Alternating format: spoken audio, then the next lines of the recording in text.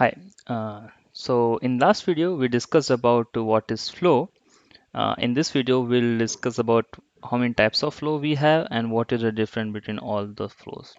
So once you click on you in palette, just write flow, and then you can see there's a flow reference and there's subflow. So let's say let me drag a flow and let me drag one subflow. So here you can see the difference. In flow we have a source from where it hits the flow. But in subflow, we don't have source. And we have error handling in flow. The same way we don't have error handling in flow. And the last video we have gone through like we have processing strategies in flow. These processing strategies, but when you click on the subflow, we don't have processing strategies in subflow.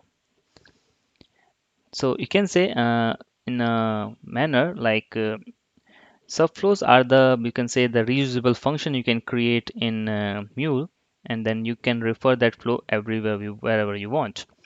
So to refer any flow or subflow, we basically use flow reference. So inside flow reference, you need to give the flow name. Let's say I want to go to the subflow, I give a subflow and save it.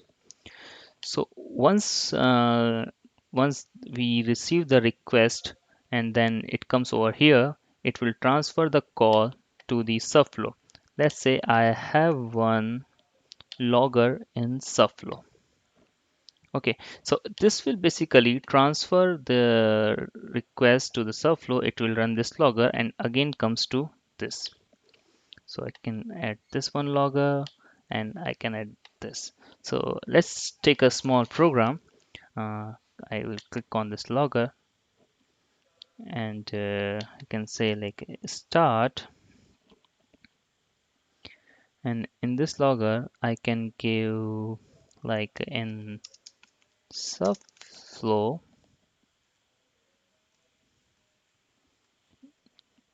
and then in this logger I can like end of flow.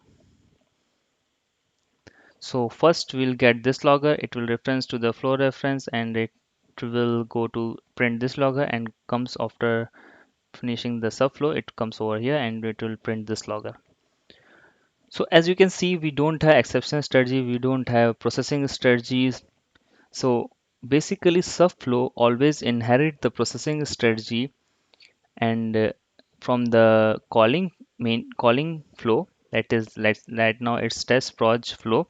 So it will inherit the processing strategies from the calling flow, and also it inherits the error handling, that is exception strategies, from the calling flow. So yeah, you can see this. If some exceptions coming over here, it will go to the error exception of this one, because we don't have error handling in this subflow. So let's say you can add one HTTP here. You can just we have everything over here. We can save it. Then we can, right now I'm doing it debug mode so that you can understand how things are going. I will right click on one logger, put a toggle breakpoint. So after successful deployment of this will get something over here that we have successfully deployed this API, and then we can run it. So we can run this by using uh, localhost 8081. When I click on this, it will tell me that perspective need to change. I'll click yes. Now you can see logger over here. Right now it's in logger. I will press F6, or we have here also. If you press this, it will go to flow reference. If you press again this will go to subflow. It will print this logger, and then again I will print this. This comes here. and that's it. So you can see in console three things: start flow, in subflow, in end of flow.